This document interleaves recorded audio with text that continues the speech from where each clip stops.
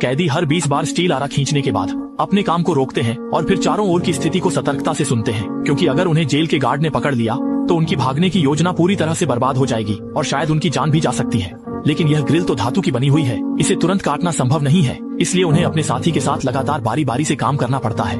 दोनों की संयुक्त मेहनत से आधे घंटे बाद लोहे की ग्रिल आखिरकार काट दी जाती है और फिर वे जल्दी से खिड़की से कूदकर एक तहखाने जैसे स्थान पर पहुंच जाते हैं। मैंने एक रास्ता खोजने की कोशिश की ताकि बाहर निकल सकूं, लेकिन एक चक्कर लगाने के बाद भी कुछ नहीं मिला। सभी निकास दरवाजे बिना किसी अपवाद के लोहे के दरवाजों से बंद थे। कोई उपाय नहीं था, इसलिए आदमी को लोहे की ग्रिल को फिर से स्थापित करना पड़ा। तभी उसने कुछ फेंची की हुई खिड़कियां देखी और उसने सोचा कि लोहे की छड़ को काटकर एक चाबी बनाई जा सकती है। लेकिन जैसे ही उसने 2 बार आरा चलाया, ऊपर से जेल के गार्डों के कदमों की आवाज आई और दोनों जल्दी से छिप गए। असल में 2 जेल के गार्ड ड्यूटी रूम से चुपके से नीचे आकर सिगरेट पी रहे थे और दोनों ने गार्डों की खोज को चतुराई से पार करने के लिए एक दूसरे के ऊपर चढ़ने का तरीका अपनाया। उन्हें लगा कि वे एक चक्कर लगाने के बाद तुरंत चले जाएंगे, लेकिन वे फिर से लौट आए। कैदियों ने देखा कि गार्ड चले गए हैं तो उन्होंने उसी तरीके से सावधानी से वापस लौटने का फैसला किया और गार्डों ने भी कुछ असामान्य नहीं देखा।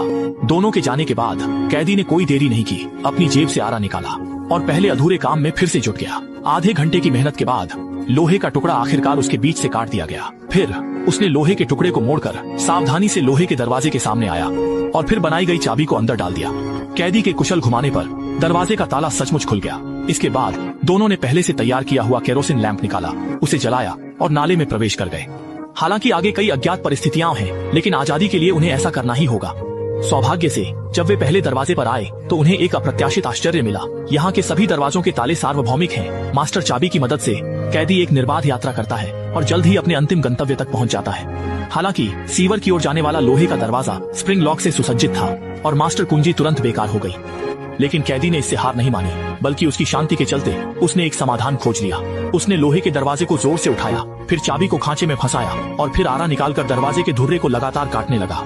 जल्दी ही उसने ऊपर के धुर्रे को काट दिया और नीचे का धुर्रा भी उसी तरीके से। उसकी तेजी से काटने के चलते दूसरा धुर्रा भी कट गया। ये सब करने के बाद कैदी ने खांचे में फंसी चाबी को हटा दिया। अंदर के टूटे हुए दरवाजे के शाफ्ट को भी हटा दें। ऐसे ही लोहे का दरवाजा उस आदमी ने आसानी से खोल लिया। बाहर निकलने के रास्ते को देखते हुए जो कोने के आसपास था, कैदी जल्दी से नहीं निकला। उसने एक माचिस निकाली, उसे तोड़ दिया और उसे दरवाजे के शाफ्ट के गैप में भर दिया और उसने मास्टर चाबी भी निकाल ली। 2 वस्तुओं पर दस्तक दी ताकि दरवाजे की शाफ्ट का अनुसरण कर सके। ये सब करने के बाद कैदी लोहे का दरवाजा लटकाने के लिए इंतजार नहीं कर सका। उनकी एक कोशिश के बाद न केवल उन्होंने निकास को सफलतापूर्वक खोज लिया, बल्कि उन्होंने लोहे के दरवाजे को चतुराई से भी ठीक कर दिया। अगर जेल के गार्ड यहाँ आते तो भी उन्हें पता लगाना मुश्किल होता। दरवाजा बंद करने के बाद दोनों ने उत्साह के साथ नाले में प्रवेश किया। जब वे पहुंचे